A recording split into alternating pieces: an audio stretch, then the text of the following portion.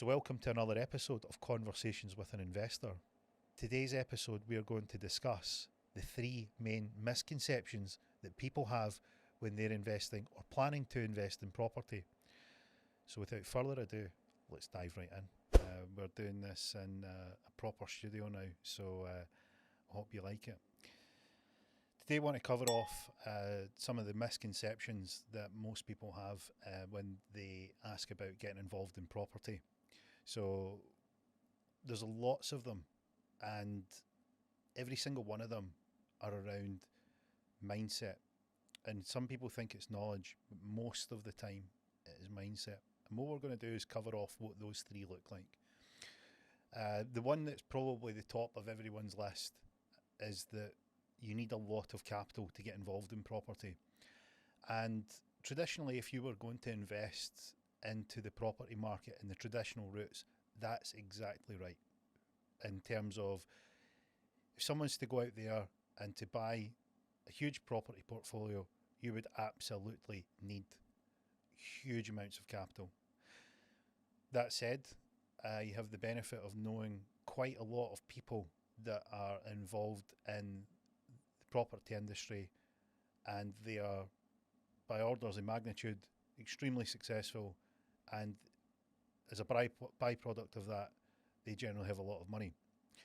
And with the exception of a small single digits of the amount of people that I know that have, out of the hundreds and hundreds of people that I know that are involved in property, single digits of them started with a lot of money, meaning that the rest of them had little to no money when they started. And I guess that might come as quite a shock to the people out there that want to get involved in the property sector, is that that's usually the prohibiting factor. And what I would explain to them is that in the property sector, there's many, many different ways of getting involved in becoming an investor, and there's many different routes that you can take. So, for instance, when you get involved in property, the first thing that you want to do is to get some sort of framework and some sort of knowledge about what it is that you need to pull off to become successful. And you need to be like a sponge soaking up knowledge. So play this situation out. Say that you are looking to get involved in property. You're currently working and you decide, hey, look, this is the method that I want to take to take it to the next level. You'll probably buy books, you'll listen to podcasts, you'll listen to YouTube, you'll try and soak up the knowledge from everywhere. When I started out in property many years ago, there was no YouTube, there was no podcasts. It was actually a function of having too little information that you had to go and weed out, rather than that there was too much. And today there is huge amounts of information, and arguably that gets people bogged down because they don't know which material to use. So an analogy that would sort of sum that up would be that there's a lot of people that it's like having a machine, and investing in property is that machine. And to make that machine work, there's lots of parts, and there's lots of people with lots of parts, but there's no instruction manual on how to put those parts together so that they can make the machine work. And that's where getting involved in an element of the property industry can have its advantages. So what does that look like? Say, for instance, that you are starting out and you want to then gather the knowledge up of a particular part. Say that you want to be really good at lettings, you want to be a master of Airbnb, you want to be a master of finding the right types of deals. Maybe you have an eye for development. Maybe you have a real skill at taking a property that's run down, finding the most efficient way to turn it around to make it appealing to buyers. You can develop that skill where you would then approach maybe people that have that property at the minute and say, hey, look, I can provide this service to you. That does two things. First of all, it brings you additional income over and above your job. And the second thing that it does is that it lets you get yourself some experience. So rather than just sort of waiting to build up a huge pot of capital before you start, You might want to become a lettings expert. You might want to find all the different parts about regulations. You may want to buddy up with someone who wants to do, a flip or a redevelopment of some kind. So that would then mean that you can go and practice. You can get your you can put your skill set to the test. So when you do that, what happens is you build a track record, and with a track record, you then can find out how good you are, and then how much you can improve upon it. And you don't need capital to do that. So for instance, say you want to set up a letting agency, you could certainly do that. Say you wanted to become an estate agent, you could definitely do that. You could maybe long term become an estate agent, which is you can leverage your skills about what you've found out about the market to then go and provide that service to people who pay you to do it, whilst you're simultaneously building up your knowledge and wisdom. So there's many, many people that still to this day, even this morning, there was a very reasonably successful property investor who's came and asked me my advice on the property industry. The reason that he's asked that advice is that he's busy with his own business, and he's got a strategy that he's used very successfully in his portfolio, but he's sort of needing to find a way to take that to the next level, and it came a bit stuck. So he's looking around at information, looking around at deals, and what I would say that he's done remarkably well is he's found someone that he can go and ask that advice from, and I've been there myself, where I've invested in property, and I know what it's like, where I had to go out and find people that were willing to help me. And I'm more than happy to share my experience, which is full of all the mistakes you could ever make and some successes that have proven very, very good at providing a good track record. And that track record then appeals to people who are like, hey, look, I want to get some of the same results that you've got. So I guess what I'm trying to explain is that you do not need a huge amount of capital to start in the property industry, which would then make you a vastly better property investor. And you could definitely find different ways to sell that knowledge as a service, which could generate some income. And with that income, you could then use that as a way of building a capital pot, and it would then allow you to enter into to become an investor. So if I was starting again tomorrow, and I'm starting from a complete standing start, a zero money, let's for argument's sake say my bills were exactly the same amount as my income, and I had no money, I had nothing to invest, so to speak, in the traditional method. What I would do is I would go and find a place that has the instruction manuals of how to put these parts together to then make that machine work. So that means that I would find the knowledge of all the different ways, all the different parts of the machine, and I would find one part that I could then master, that I could then apply as a service to say, hey, look, let me go out and speak to people who need some help. I can provide that help, can charge you for that service. That's going to generate you a great result, because here's the numbers, here's what it looks like when you do that. And that would then give me a track record. It would let me know how good I was or bad. It would then let me know what I needed to work on, and you could get yourself dialed in. And whilst you're dialing yourself in, you're building your pot to then go and deploy once you have money. And there is countless ways that you could do that. And so when anybody ever says, hey, look, you need lots of money to get involved in property, it drives me round the twist. It's like, hey, do you think everybody that's involved in the property industry was caked to the back teeth with cash? Adamantly, I'll give you that there's a few of them that were. And there's a famous quote with Donald Trump where he'd taken a small $100 million loan from his father, and that sort of helped him out. And the reality is that there's lots and lots of property investors that have had a degree of success that didn't have a dad that could have lent them $100 million. They've had no money, but a hunger and an appetite to go and learn, because you need to learn these skills anyway as an investor. So they've then found a way of monetizing that building of the knowledge to then hone their talents and then charge that for that service to someone that doesn't have those talents, that they mutually want the result. They get the result, and that works for both parties. The best, and I mean trialed and tested way. It's tried and tested to get people involved in property. So you don't need lots of money. And anybody that tells you that, they're just not looking hard enough. They've not investigated it to the nth degree, and I would say that it's an excuse. That might offend you, and I hope it does, and I hope it riles you up, and I hope that you go and take some action, and that you can come and display to me that I'm wrong.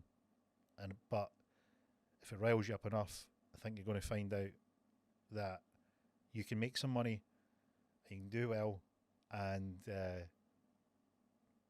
can go make a few quid. You can start investing, get yourself in the game. There's more than enough to go around, so don't hold back. Second misconception, is now the right time to buy?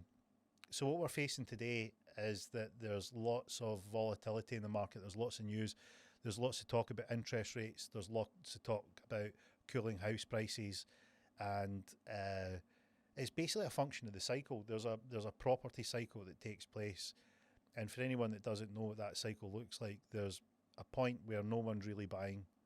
It initially starts after a bust part of the boom bust cycle. There's a bust and no one wants to buy. Properties are at their cheapest, and nobody wants to buy, and the shrewd investor will pick them up around this time.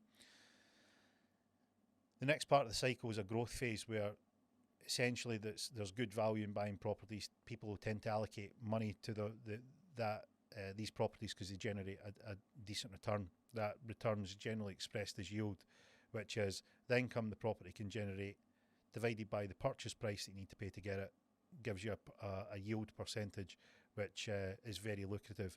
And as people enter the market, the prices sort of rise and the yield sort of lowers down, and it finds a happy medium. But that then creates a growth phase in terms of the value of the properties. As more buyers enter the market, they're bidding up the price of the properties go up. And what we've experienced that just now, where we've went through a period where people have bid up the properties to such an extent that the market needs to cool off a little bit. And just this morning, that was the conversation that I'd had with the guy who'd asked about property investing and is now a bad time to buy. And what I said to him, I says, look, sure, there's lots and lots of properties that are out there that you shouldn't buy, because there is countless guys out there that him and the missus and the two dogs have went and bought a £500,000 6-bedroom 4 ensuite massive house that they want to then spend £100,000 on an extension to essentially take on the biggest mortgage that they can get. And what I said is, there's going to, when the market cools off, what you'll find is as interest rates rise, so the cost of that mortgage at the end of the fixed rate will go up. And we can cover that off it's probably a full episode in itself, where I can explain what the interest rate component means. But safe to say, for now, the interest rate component means that there's going to be lots of properties that won't make a lot of sense at some point in the very near future. Does that mean that all properties are, you shouldn't touch any of them just now? And I had another investor that had contacted me, and he says, look, my independent financial advisor has said that it would be madness to buy property just now, and has advised me against it. And the deal that he was looking at had a yield of 23%. So to give you a sort of market average, a 5 or a 6% yield is considered reasonable. And if you got to maybe 8 or 9% yield, you would consider that a very good deal. And now at a 23% yield, an apparent professional at financial advice, his financial advisor had said You shouldn't buy that. You shouldn't buy anything. I said to him, I says, look, okay, I says, how many properties has your financial advisor got? So I don't know. I says, okay. I says, how long has your financial advisor been actively an investor in the property market? I says, I don't know. I says, well, is your financial advisor saying any property, regardless of the deal, should not be bought? He's like, well, that's what he said. I says, well, if your financial advisor can provide a deal that generates 23% yield or close, I'd love to have a look at it, but I don't think he'll find any. So experts aren't always right, and it's not to say that experts should always be right, because we're human after all. People are going to make mistakes. And the reality of it is that we all make mistakes, myself included. But what we need to be careful of is that there's lots of people that call themselves experts and that people go to for advice as that expert, and they're blatantly and clearly wrong. And it just shows that they don't really understand the market that they're explaining to people, and that they maybe shouldn't be given advice to that degree.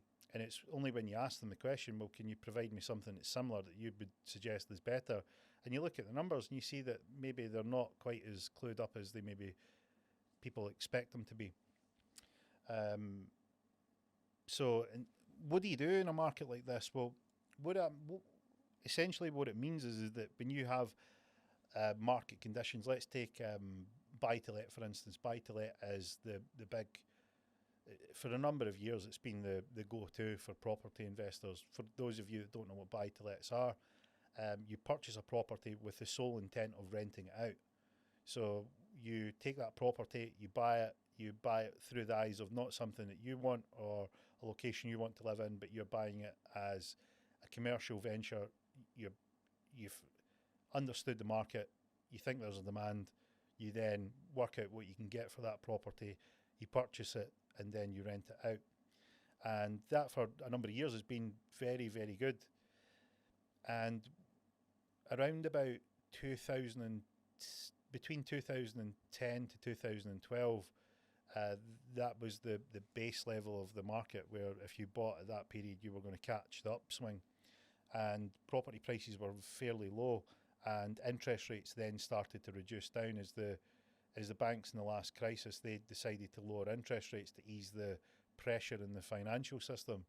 And that if they didn't lower interest rates, there was going to be an issue with people being able to afford their mortgages. And since the early 2010s, they have that low interest rate period has created a situation where the mortgage amount is fairly low. And what we're going into now is we're going into a period where those interest rates have increased substantially. So the interest rate from the start of the year to now is up nearly 500%. So we're not talking about a marginal increase, we're talking about a significant increase. And that means that there's a lot of buy-to-lets that would have worked in the last 10 years that are now not going to work. So the strategy that would be deployed for the last 10 years, and it might be the strategy that some people, that's all they know. And they are now going to find themselves where they say, hey, what do I do here? To give you an example of what that looks like, earlier on, I plugged in the numbers of the property portfolio for the investor that had asked for some advice. And we back engineered what the interest rates that he was currently paying, and then we done a quick summary of what if all those mortgages came off their fixed rate period, what would the mortgage go up to? And very quickly, it became apparent that the mortgages were now going to be a significant part of the outlay that made up the income from the rentals. What that means in plain English is that it now didn't make a great deal of money, and all you needed was a single repair to then become completely unprofitable. And that's not a great strategy, and it's something that you don't want to do. And you want to then plan ahead. Now, if you imagine that most people have performed a strategy or a tactic in the property industry for the last 10 years and it's all they know, why would they go and look at other ways of doing things? They're likely to not do that. what they're more likely to do is to go out and keep doing it and repeat it over and over and over again. But like musical chairs, the party stops and the chairs sneaked away. And if you're found standing out there, then what do? Before you would not be inclined to go and find out what you should do next, because you were getting success. The music's going, everything's great. But what happens when your music stops? You're then going to have a lot of properties that now the strategy doesn't work. So that's where you need to have a bit of foresight in terms of market understanding. You need to understand what the market is planning to do next. And there's lots of data to give you indications. If you want to look at what's happening in the future, look to the past. So yeah, you look to the past and you get lots of indicators on what's likely to happen. So historically in the past, we've seen interest rate reductions and interest rate increases. So it's a great yardstick for finding out what happens to the property market when that component's changed. And then you can start to see how that affects property prices. You can start to see how that affects the market as a whole. You know, is flip still a thing? Is buying a property, refinancing out and renting it out, is that still a strategy? Will Airbnbs and serviced apartments still work? I guess what we're trying to illustrate there is that if you're a one-trick pony and you've had a strategy that works, and if that strategy, market changes take place and now your strategy doesn't work, and you've been following the strategy without looking at what's going on, you might not notice that things have materially changed or are likely to change. And I guess part of what being a great investor is being able to understand what's coming next and how to figure out what to do if this all happens. If you overlay history and you look at the data and the information that's out there, what do you do? Well, you have a look at what happened then, and then you then go through your strategy book where you start to calculate which strategy would work. And earlier on with the investor, I says, well, here's a change. If we change this to this strategy and we plug in the interest rates at what they are today, and even if we allow for a little bit in the future, your profit has now tripled. And here's what it costs to change all your properties to this. He couldn't believe it. And initially there was a bit of disbelief, and it can't be this easy. So showing real world results, showing the data, show what's happened in the past, and you make it look so simple. And it's putting in the work, putting in the time to learn what it is that you're doing. And that's what I said in the first misconception, where you need money before you can start. No, you can put the work in and you can become an expert in one particular part, and then once you figure that out, you can then start to delve into other parts. So it's very, very important to understand that the market shifts and changes. It's got a cycle where it has a boom bust period, that there's things that affect that, which is things like interest rates, government legislation, and there is things like the mortgage lending criteria. If you're using finance, is there a demand for properties in a particular area? There's many, many, many things that can influence the thing that you're dealing with. So to understand how that all goes together, you need to keep your finger on the pulse of all the different things that can influence your market. And to give an analogy what that looks like, because it might seem a bit abstract, if you imagine that a pyramid of glasses, champagne flutes that you see at a wedding, it's shaped into the shape of a pyramid. If you imagine the flow comes in the top and comes down the top, and then the funnel will flow down. If you imagine your glass, which is a property sector, is here, and that flows into that section, you want to know, when the flow changes, what does that do to your cup? Does it fill up halfway? Does it fill up all the way? Does it fill up at the same rate as it did before?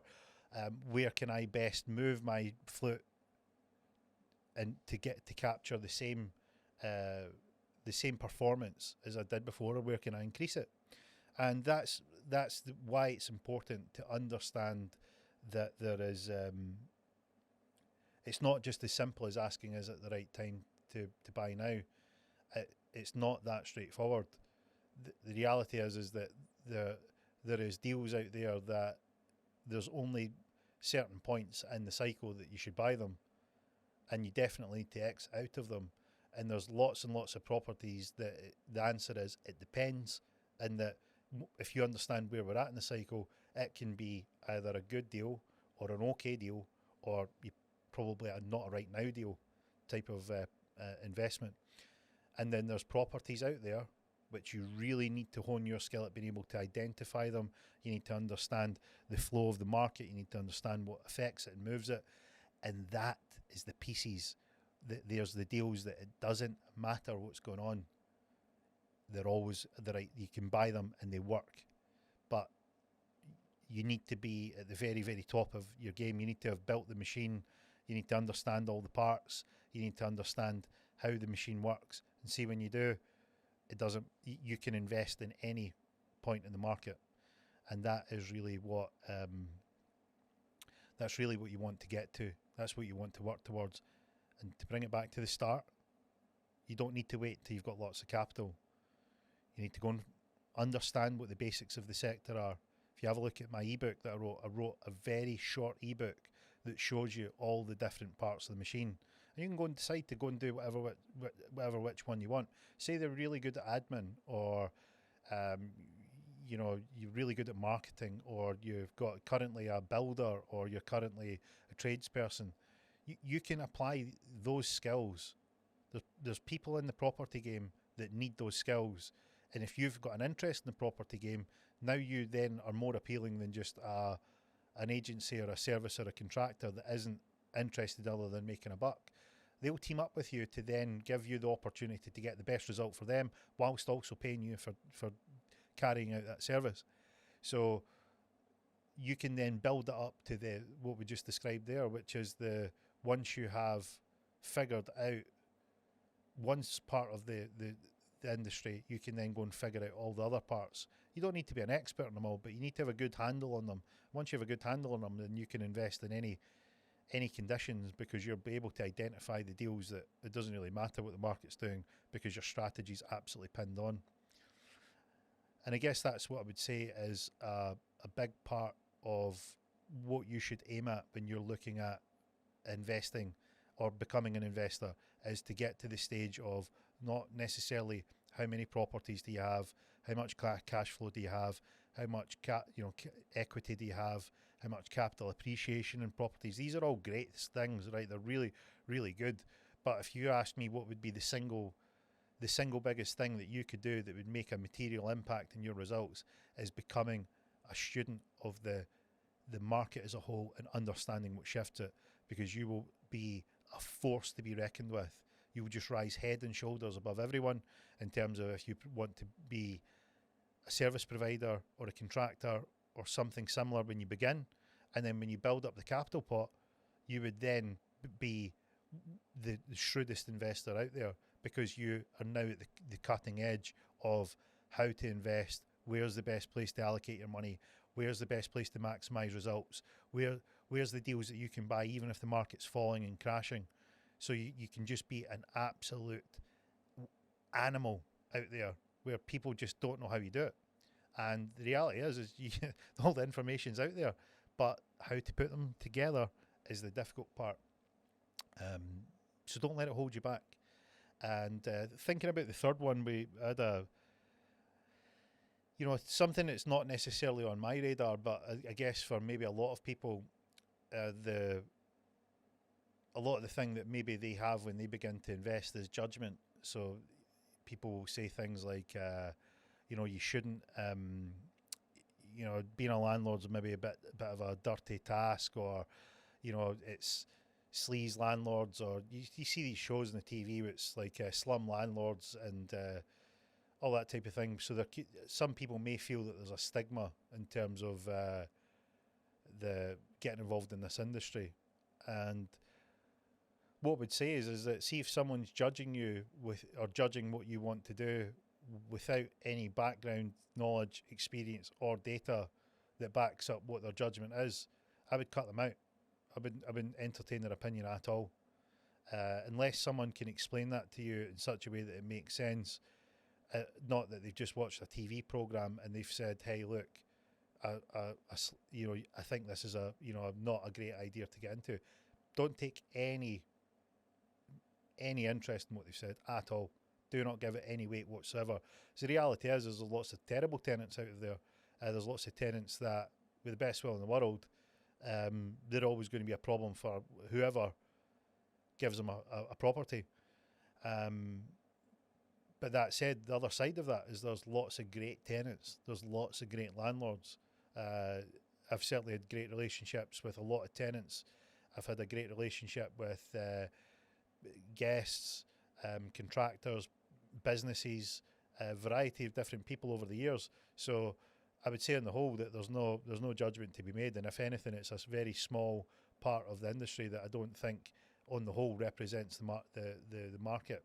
So don't let judgment get in the way. Don't let people's advice, no matter how well-meaning it sounds, don't let that be a part of your don't let that stop you from going and approaching what you're wanting to do, and go at it full tilt.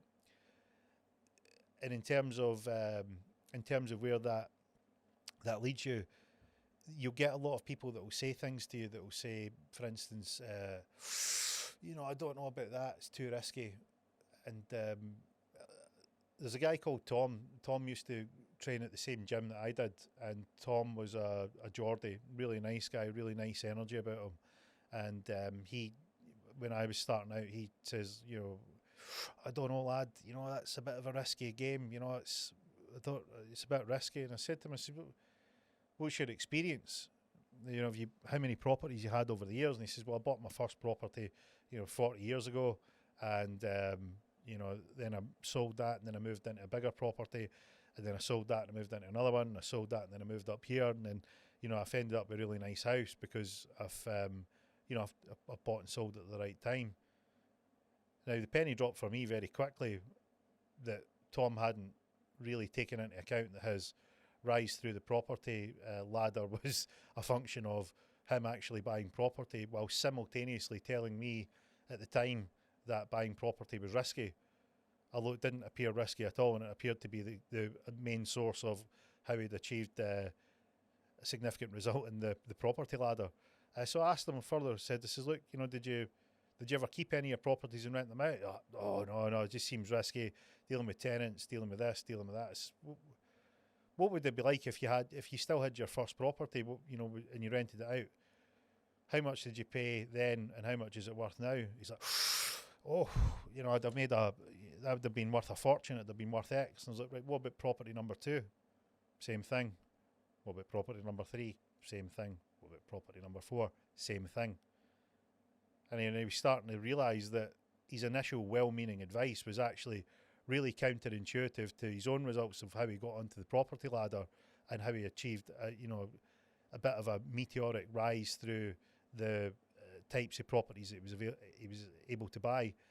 And also that had he kept those properties that he'd bought and rented them out, he would have not only had an income that he would have brought in, but he would have also had a significant increase in his equity that he would have had in these properties. So much so that I said to him, I says, "What? How can do you still think it's risky?" He's like, "Yeah, well, it's not for me." And the reality is that's where we got to. It wasn't for him. It wasn't that it was a bad idea. So just remember, when people are giving you their 2p worth, take it with a pinch of salt. Ask yourself what they've done, how successful have they been, have they attempted it? If they did attempt it, how much knowledge did they have? Did they, have blinkers on and go into it just with a strategy that was maybe the wrong one at the wrong time? Or did they go into it with the ability to adapt? And I don't know of any investors that didn't have the ability to adapt that made a backside of it. I know lots of them that have made mistakes, myself included, that learned from it and adjusted. So just like they see something ahead, maybe they hit an obstacle, they adapt and overcome. That's what they do, and that's who you want to be, because you'll become a massive success if you do so. and don't let the judgment get in the way. So everything always comes back to mindset, because you can gain the knowledge. Knowledge is, for lack of a better word, easy. You can obtain the knowledge easily. How you apply that in terms of how you put the parts together can be a little more difficult, can be a little more tricky, but it's definitely achievable. And the thing that most people, if you said to me what's the thing that gets in most people's way, I would say it's their mindset, the way they look at it. So I hope that isn't you, and if it is you, you can do something about it. And the best thing to do something about it is realise that these are misconceptions, that if you handle your mindset, you will get a result, and that's the way to do it. Just before we wrap up this week's episode of Conversations with an Investor, we'd like to remind you that we have an ebook that helps you get up to speed in a short, concise and punchy format to build a framework and a template to make you a better investor. We'd love to hear from you on all our social media platforms. Check out the show notes below where you will find our handles. And of course, we've got our website. If you want to get in touch with us directly, you can visit us there at thecwipodcast.com. We'd love to hear from you. If you have any guest suggestions or anyone you would like to see us interview, it'd be great to hear from you. And until the next time, that's a wrap.